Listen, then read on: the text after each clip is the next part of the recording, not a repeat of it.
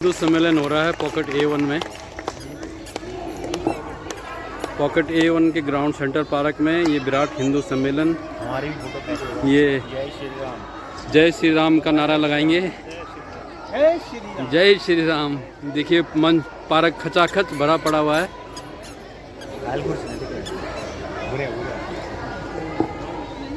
ये बच्चों का सांस्कृतिक प्रोग्राम हो रहा है। तालियां बसी नहीं ना।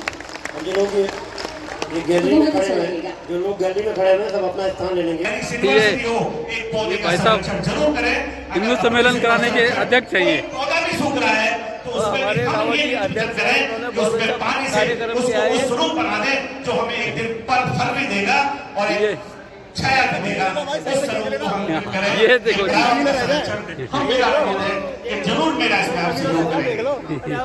जय हो जय हो। नागरिक कर्तव्य बिल्कुल बिल्कुल। कोई भी देश है हिंदू सम्मेलन है। संविधान के बिना प्रभाषित दुर्भाषा के नहीं चल सकता। जिसकी लाठी भैंस की भैंस ऐसा नहीं है। संविधान की अपनी एक आवश्यकता है।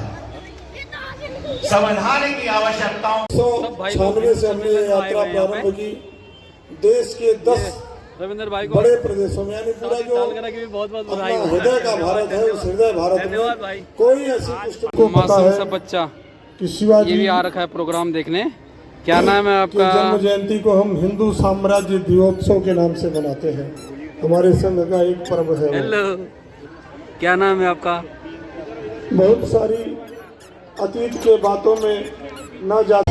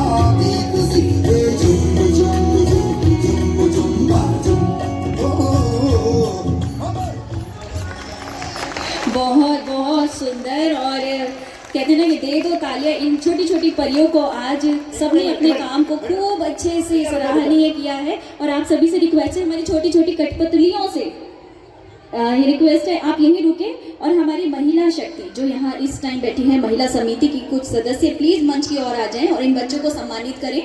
तो मैं रिक्वेस्ट करूंगी, ये आगे की तरफ रो में जितनी महिलाएं बैठी है, प्लीज आगे आ जाइए थोड़ी सी। इन बच्चों को पटका पहना के हम सम्मानित करना चाहेंगे।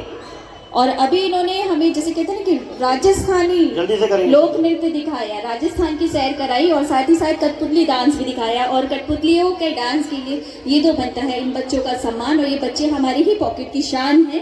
तो आइए आज हम इनकी शान बढ़ाते हैं और जोरदार तालियां बजाते हैं।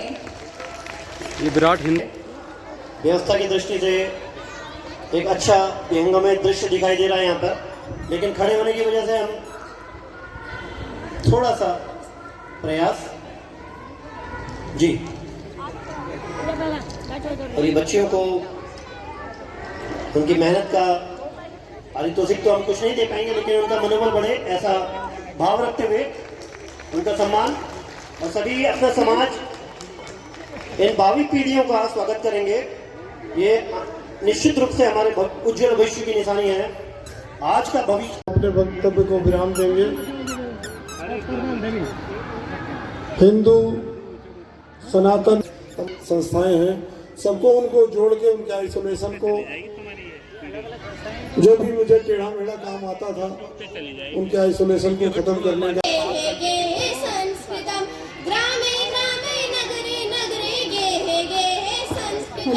सरला भाषा मधुरा भाषा दिव्या भाषा संस्कृतम। सरला भाषा मधुरा भाषा दिव्या भाषा संस्कृतम।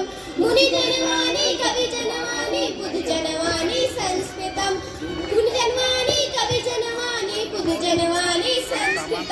कद्यवारे कार्यशेते वार्तालापे संस्कृतं कद्यवारे कार्यशेते वार्तालापे संस्कृतं स्तन जने रामायण चरित्रं प्रियजन भाषा संस्कृतं जने जने रामायण चरित्रं है।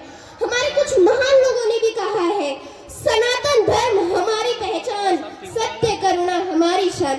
सनातन धर्म हमारी पहचान, सत्य करुणा हमारी शान। धर्म कर्म और सत्य का मार्ग, धर्म कर्म और सत्य का मार्ग, हाँ यही है हिंदू संस्कृति का सार, हाँ यही है हिंदू संस्कृति का सार। संस्कार श्रद्धा और सम्मान, संस्कार श्रद्धा और सम्मान, हाँ यही है हिंदू होने की पहचान, हाँ यही है हिंदू होने की पहचान। मैं हिंदू और सनातनी दोनों हूँ और आप सब भी हैं, है ना? तो एक साथ जोर से बोलिए, भारत माता की जय। एक साथ भारत माता की जय। वंदे मातरम, वंदे मातरम। आप सभी को धन्यवाद। करने के लिए आप ये देखिए वो तस्वीर जो हमारे महापुरुषों की लगी है, एक एक चिंतन उन्होंने किया होगा। उनको मैं वंदन करता हूँ कि परम पिता परमात्मा वो सदैव स्वस्थ रहे, आनंदित रहे, ऐसी मैं ईश्वर से कामना करता हूँ। मैं कामना करता हूँ मीडिया की आज की सबसे बड़ी आवश्यकता है सोशल मीडिया कि उनकी भागीदारी के बिना भी हम अछूते हैं। उनका भी मैं हार्दिक आभार वंदन करता हूं। समय समय पे अपनी उनकी भूमिका हमें मिलती रहती है, उनके लिए भी मैं हृदय से जो विषय है मूल उस पर मैं आता हूं। अभी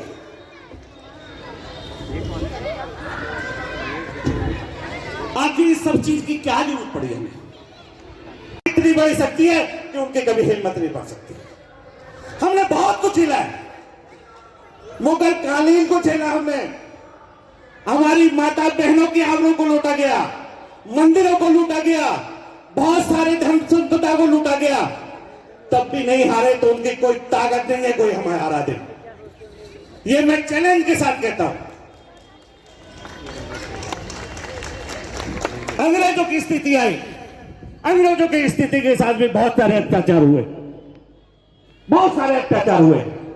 उस समय काल में जो है बाल विवाह की प्रथा थी, जोहर की प्रथा थी, नारी शक्ति को अग्नि में जलाने की प्रथा थी, उन सभी को छोड़ते हुए, विजय पताका फहराते हुए आज हमने इस नए नव युग का निर्माण भारतवर्ष में किया है और ये हिंदू सम्मेलन जगाने का काम आपको करना है।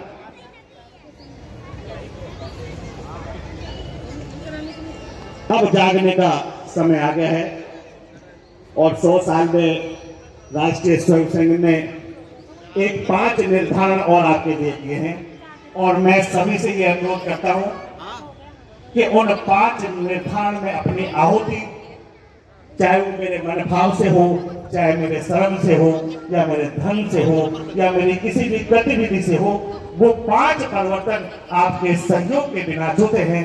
ऐसा मैं सभी से अनुरोध करता हूं। सर्वप्रथम